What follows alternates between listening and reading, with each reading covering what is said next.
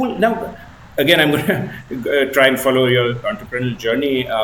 We keep going off into these interesting tangents, and they're very valuable. You're already, I think, you've given us a lot of very useful information, practical information that budding entrepreneurs can follow. I wish I had known this Yeah. sometime before when I was much more early stage. But so tell us about how you grew from 1 to 15 people, and what do these 15 people do now? Are they more research type of work or marketing? Or So we have different departments. We have an HR who looks after the people, who looks after the team. We have investor relations and outreach. So that person is responsible for bringing in new investors, bringing the deal flows to the existing investors. Developing relationships and network with investors, whether it's VCs, whether it's a debt fund, whether it's an NBFC, a bank, or angel, HNI, whoever, right? So he is responsible to connect the startup and the investor to schedule the deal flows and stuff like that. We have BD people, business development, who bring in new startups.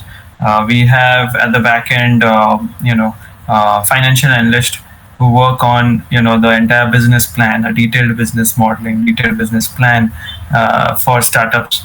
Where we consult and advise the startup in detail. We have creative team members who are designers, research analysts, market research, content writers who work on the pitch deck aspect. And of course, we have marketing where we do all social media marketing, SEO on the website and stuff like that. So that's the marketing angle. So we have in all the departments, 2 people, and which comprises total of 15. So the journey has been completely full of ups and downs, because we've never had,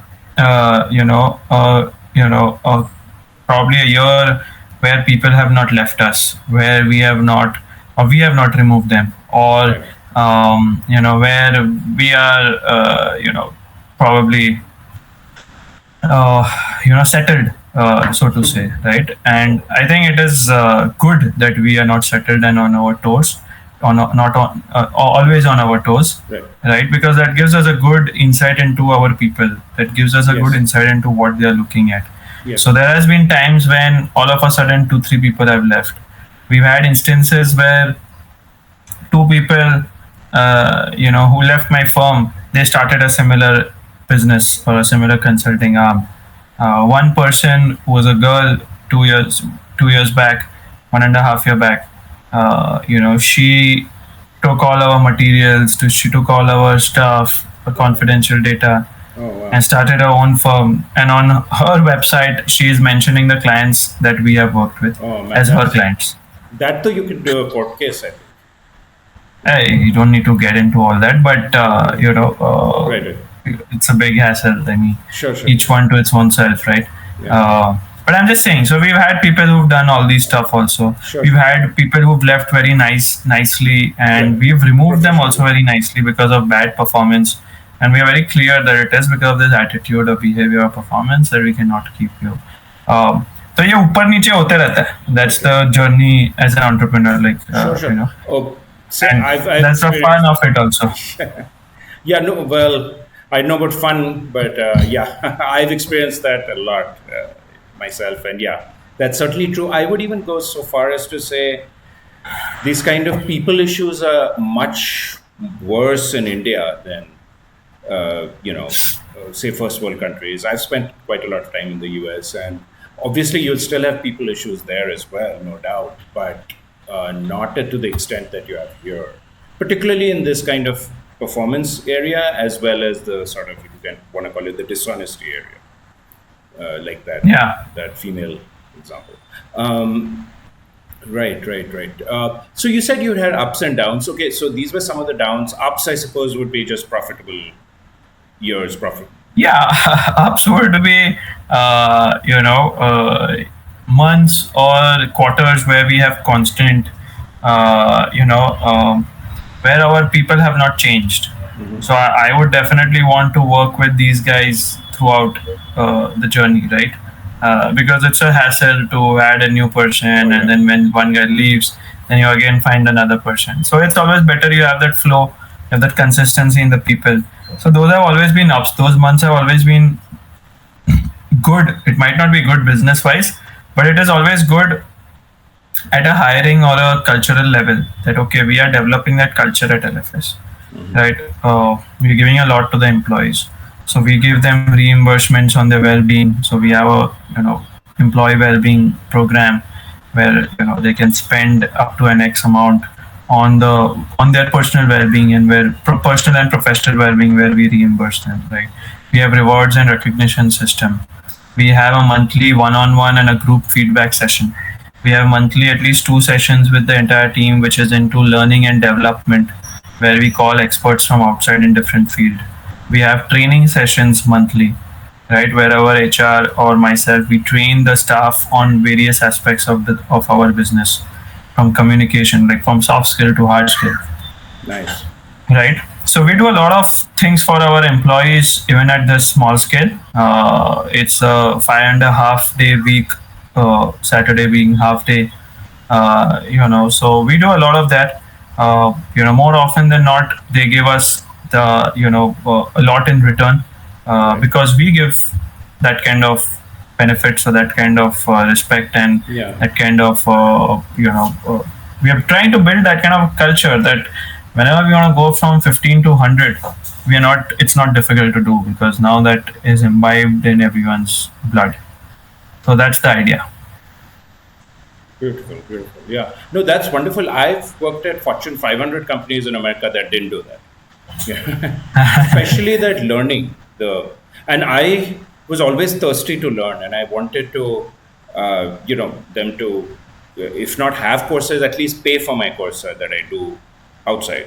Yeah, so Like, we pay for our employees courses yeah, up to a certain amount. We right. have a limit Yeah. up to, but we reimburse and we pay for their course. And they Nice, can even do personal well-being. They can go for a massage and we'll reimburse it nice. Yeah, once I a want to month. work there. Yeah.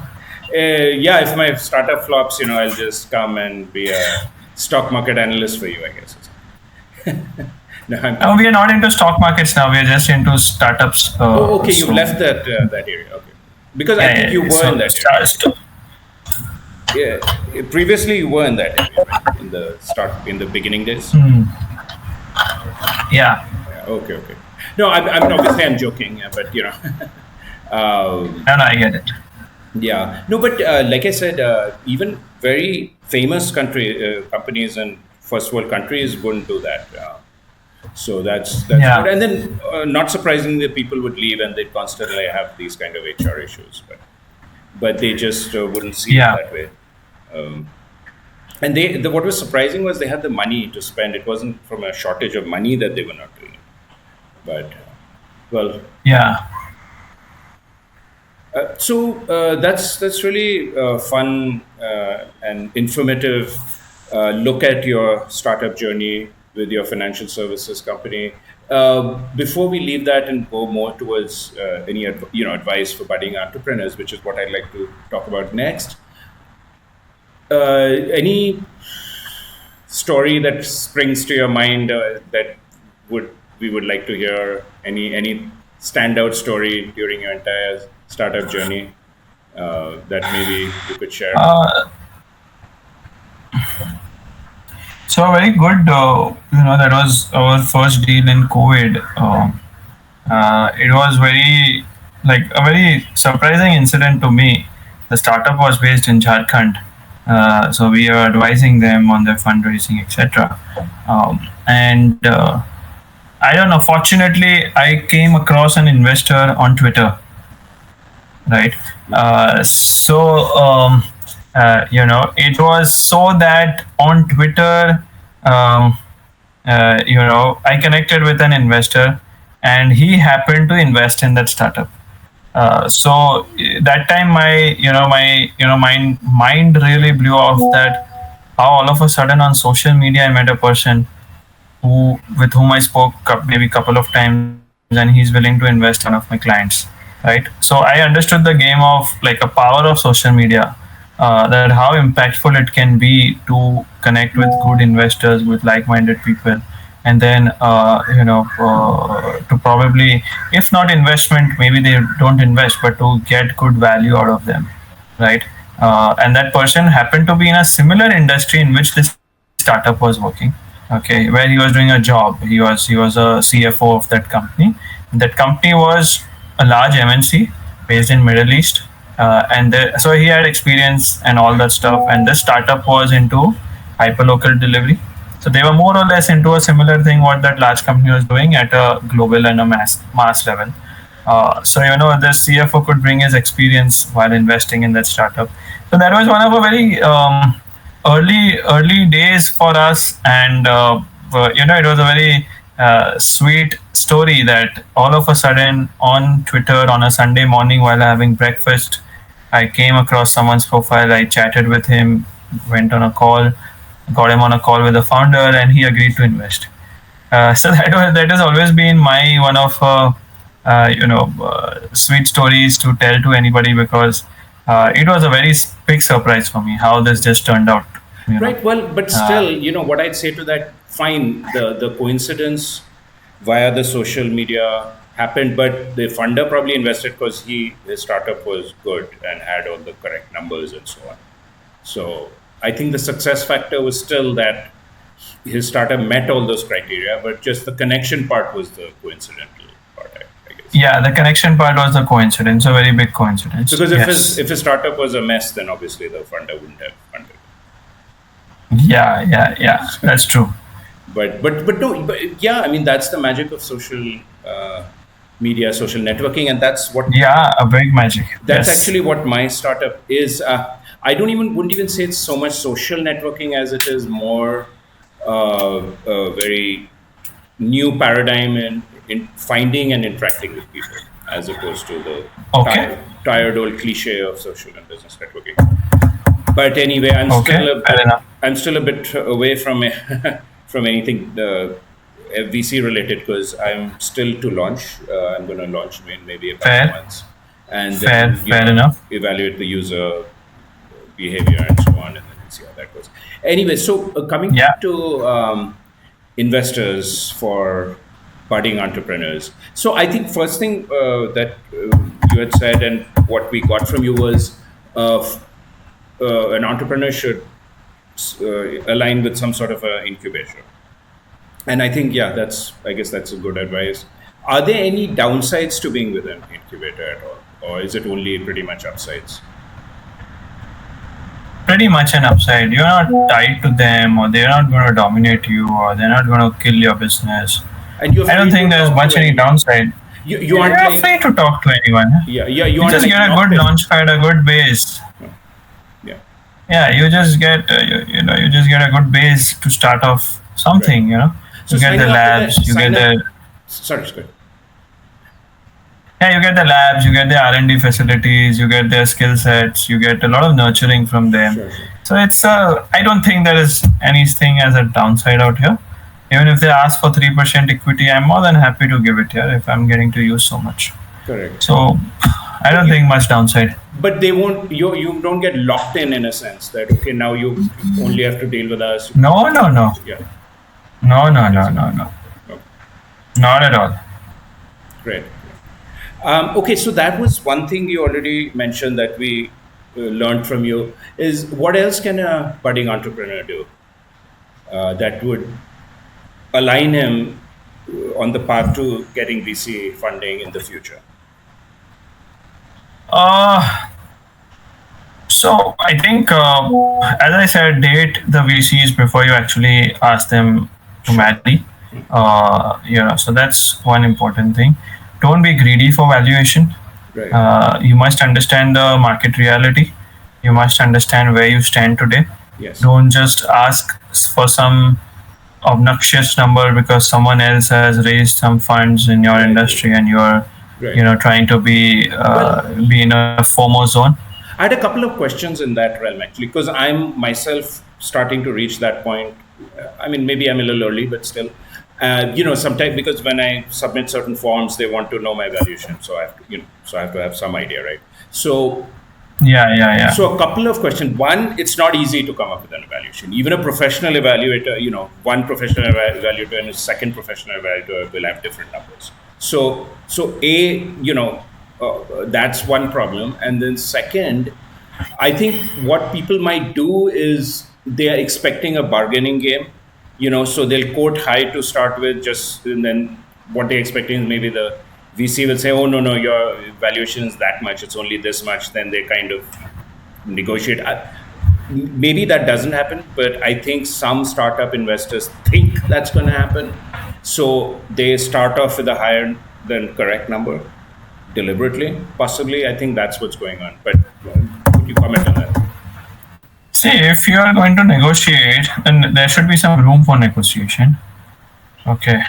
If let's say the market reality is that you deserve only 10 crores, Okay. as per various market calculations and stuff, okay, you ask for 12 crores and then you negotiate to and close at around 9 or 9.5, 10, 10.5, something.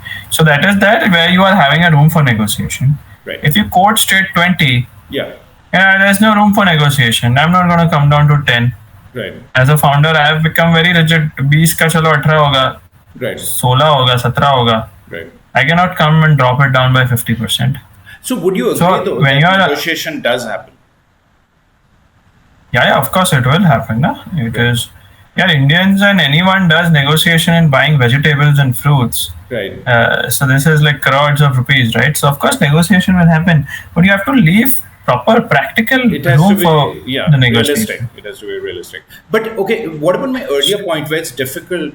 Because here's my challenge, right? I actually spent some money and got, I won't say a proper professional evaluation, but I basically worked with a company similar to yours where they gave me an informal evaluation. So it's not stamped by the professional guy who does it, but it's close to that, let's just say.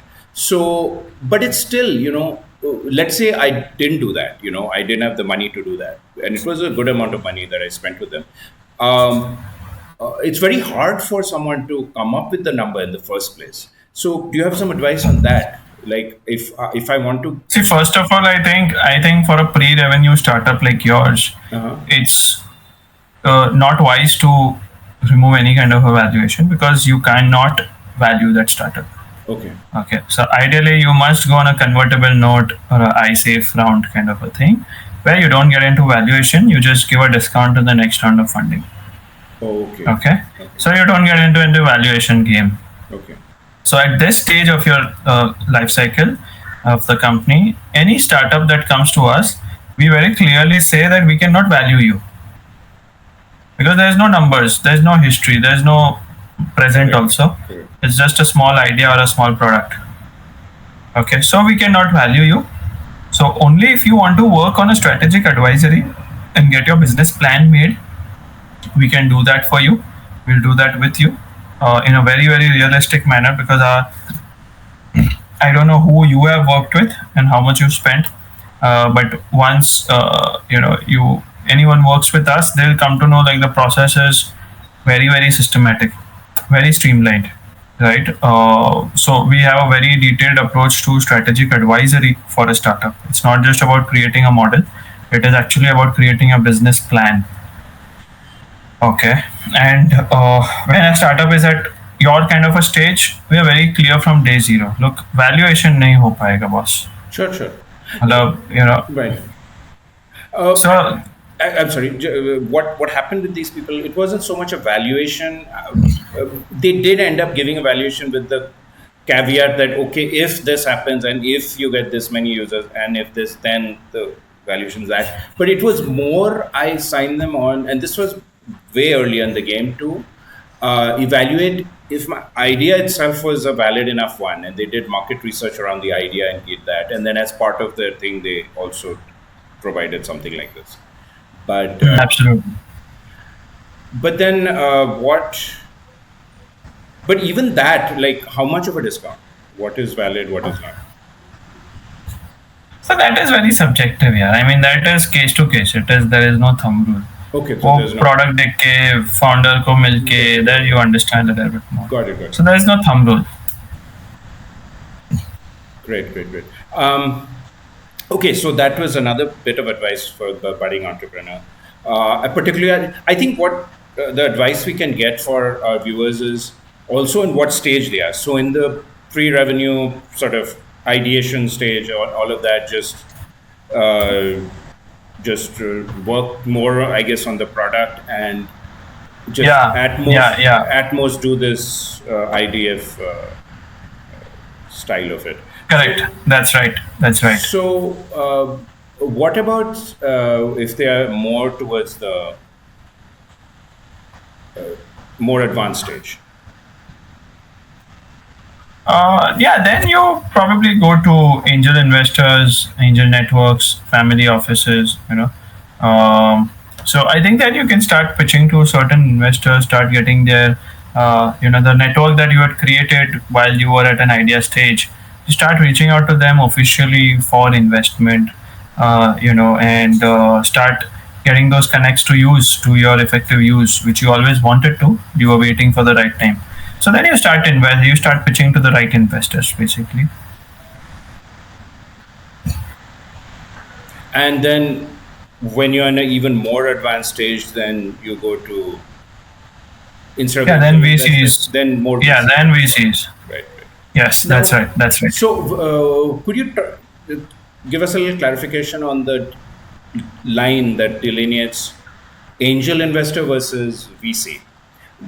What is a startup typically at when he's at the angel investor stage, and what is the startup at when he's at the VC pitching stage? What's the So kind of difference? where the startup, when you have to go to angel investor, you are at a very early stage. You've just started clocking some revenues, 3, Okay. 4, 5 lakh, 10 lakh, 15 lakh kind of Okay. revenues. So that's when you start reaching out to angels and family offices. Because those guys could invest 5 lakh rupees per head, and your fundraising ask should be probably less than 2 CR or sorts, where they can contribute everyone and they can invest basically. And when you are a little bit at a larger space, maybe 35, 40 lakh, 50 lakh monthly revenue, that time you can start going to VCs, where your fundraising check size also increases to 5 crores, 6 crores in total.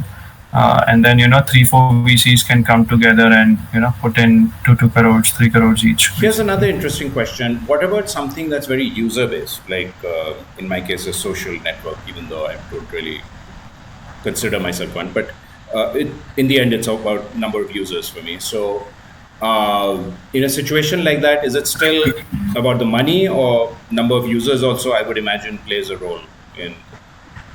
Again, it would play some role, but again, it depends from VC to VC, as I said earlier. Sure. Right? So if there's a VC who is just focused on users, they'll put in at that point and stage, right? When you have 100,000 users, for them the benchmark would be you get me 100,000 users, then I can consider your startup.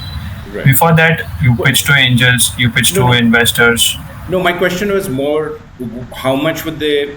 I mean, obviously they'll look at earnings, right, and revenue, gross earnings, but would they also look at users? How much of a factor would users be as opposed to the money or the earnings?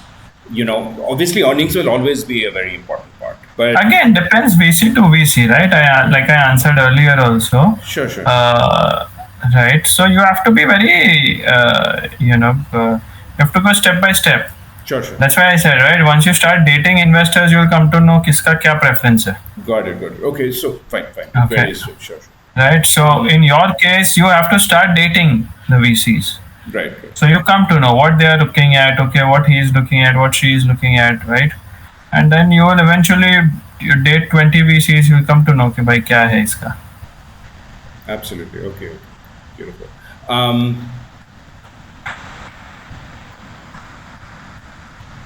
What about the valuation and equity that a person would give, or the startup person would give to the VC or the angel investor? So I guess angels take a larger percentage. I guess it depends on the stage you're at. Again, it depends on the stage, it depends on your revenues, it depends on your current market situation, Correct. competitor. And I'm not asking for an exact number from you right now. No, that obviously is case by case, of course. But what I'm trying to say is, how would a person know? Like, and especially as you said, most startup people are tech and not finance oriented. So, how do I know if the VC is giving me the right deal, so to speak, or maybe the VC is taking advantage of me? In my previous podcast with the investor, I asked him, and he answered that a lot of times the VCs do take advantage of startup people. So It how? can happen. Of course, VC wants the best deal for their investors. Sure. Startup has to be very careful that yes, they have done their study and their homework, and they know, okay, acha, iske niche I cannot give on. I cannot go beyond this valuation. Right. I cannot So go below this valuation. right. So So if for doing that research, they have to really do a lot of market analysis, or they have to work with advisors like us, okay, who will give them proper valuation and make sure that acha, this is the bottom. So now you play in this number, you play in this range with the VC, okay, negotiate, got it. but don't go below this because then it will become too cheap for buying your stake. But it's not Basically, even about evaluation. For example, let's say I'm asking for 10 crores and I get 10 crores, but the guy wants 50% equity. And I'm like, no, that's way too much. So how do I know, what the correct, whether it's 40%, 30%, Again, that's the valuation bit only. No? It is the valuation bit. Okay. So you have to know, okay, acha, what is my most least or the bottom valuation that I can, offer to that investor. Okay. And Right. then, So it also depends on the kind of the investor. What value addition will he bring in? and if I'm You know? not in that space, I don't come from finance, I'll have to go with the advisor or advisory. Yeah, you go with advisors like us, Right. and you have to also see what investor is he. So let's say if it's a tech user-based, app-based startup, where the investor is little bit non-tech, they are just entering tech field now, the VC, Right. and he is asking for 15%, whereas any good experienced tech-based VC who has some previous portfolio good companies, they are asking for 12%. So you know that, okay, what is the value addition will the tech VC bring in vis-a-vis the non-tech. Right. Sorry, you can reverse the example. My bad. If a tech VC is asking for 15%, but a non-tech VC who is currently now wanting to do inroads in tech space Right. is willing to do it at 12%. Right. Okay, but you know that okay, the tech VC will bring in more value. I don't mind giving Right. 3% more. Right. Right. Okay, so you have to consider all these factors. It's not just Absolutely. black or white. There's a lot of gray area which you have to really consider. Talk to your mentors, talk to advisors like us, Absolutely. and figure out okay, this guy is experienced. He's given so many good exits. He has a larger network. Right. Yeah, the VC's network is key. But you know what? Also, one more factor in all of it is what kind of rapport I have with them. Because one thing that at least worries me is even though I'm very far away from any sort of investment connection, but what already I would be very concerned about is what kind of back and forth goes on between us. Because if he is completely telling me to do things I'm not okay with my app, and he wants me to make these changes or do this, do that, and we are constantly at loggerheads, then that's not going to be good for either him or me. Yeah, absolutely. That's not at all good. So No doubts about that. so even that, and again, the answer to that is the dating and just getting to know each other and making sure we are, we understand what needs to be done and be on the same page and all of that. Yeah, true. Well, cool. I think we're getting close to running out of time here now. But so let me ask you, do you have any last words of advice for any startup founder, budding entrepreneur? I would just say don't chase valuation, chase value addition. Right. That's been one of my big learnings of interacting with many startups. That's where the story goes alright. That's where the story goes little flawed. So don't forget that bit. I think then otherwise you're good to go. Then your purpose is intact if you chase value addition and not valuation. You'll be able to walk on that path for much more longer than you would have thought also. So that's the only piece of advice. Yeah, that's what we try to do at LFS. We tell our mentees and our founders to do. And through your podcast, also, I'd like to reach out to your audience in that one Yes, message. yes, absolutely. Your information will be down in the description below. So that's it, viewers. Thank you, Devansh, for joining us. That was Thank you. Thanks a lot. That was very, very valuable. I learned a lot, and I wish I had known a lot of this info some years back. I think I'd be in a much better situation right now if I'd been aware of all of this. That's the thing about the startup world, right? You know where to come, or you know where to, always come if you need any help with regards to startups. Absolutely, yes, yes. So, on that note, Devansh's info and information on Lakhani Financial Services will help you with your startup journey and connecting with investors and so on. All that's going to be there in the description. Also, please, viewers, feel free to comment and and have a lively discussion down in the comment section of the YouTube channel. And with that, thank you, Devansh. And, I think we have a lot of scope for doing a part 2 in the future of this as well. I'm always ready. Yeah, wonderful. All right. Thank you very much.